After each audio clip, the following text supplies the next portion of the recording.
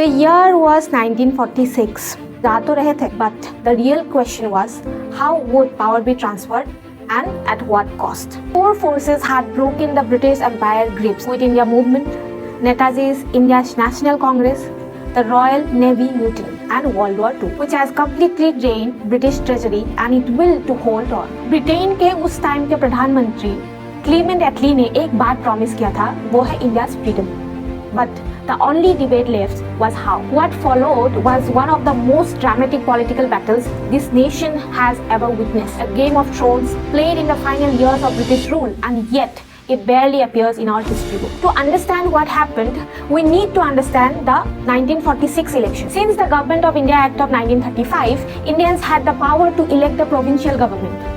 Congress had dominated the 1937 election, but by 1946, everything had changed. The communal divide had deepened, largely fueled by Muhammad Ali Jinnah, who used to fear to consolidate power. According to him, one India is impossible. Muslim will simply move from British rule to Hindu rule. It worked. The Muslim League owned 87% of all Muslim reserve seats. Bengal and Sindh fell entirely under their control. Jinnah was now a force the British could not ignore. What's fascinating is Jinnah hadn't always been this man. He was once a secular Congress member who believed in Hindu-Muslim unity. His own family had converted to Islam just a generation before.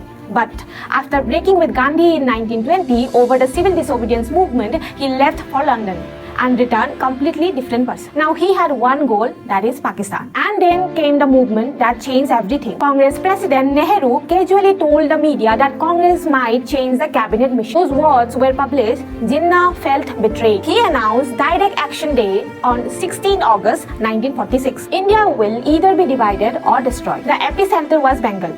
The then Chief Minister of Bengal gave violent mobs free rein.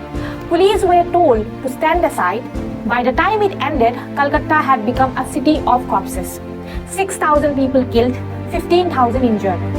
In the midst of all this, one leader walked barefoot into the heart of the violence. Mahatma Gandhi traveled to Noakhali and stayed for months. He walked 180 kilometers across 47 villages, bringing a Hindu and Muslim leader together in every single village, asking them to live under the same roof as guarantor of peace. When asked why he was not negotiated in Delhi, Gandhi said, "A leader is only a reflection of the people he leads." His approach worked. The riots in Bengal stopped, but he was one man, and India was burning in too many places at once. By early 1947, even Nehru and Sardar Patel had accepted the painful truth: partition may be unavoidable.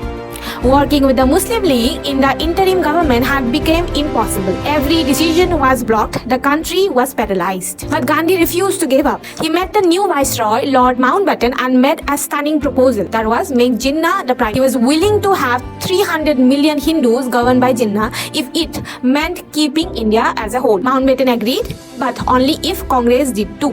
Gandhi went to Nehru and Patel, convinced they would follow him as they always had. But they didn't. "I followed you all my life, forgive me this time. I can't anymore." It was most heartbreaking moment of Gandhi's political life. On 3rd June 1947, the final plan was accepted by everyone. Two nations, India and Pakistan, Punjab and Bengal divided. And at midnight on 15 August 1947, India's flag was raised. Freedom had arrived, but at a devastating price. 15 million people were displaced, over a million killed, 75,000 women assaulted, a subcontinent fractured overnight. This final year before the independence is a story of impossible choices, broken trust, and the heavy cost of freedom. To know such kind of information about our Indian history, join our channel Onomical the Learning app.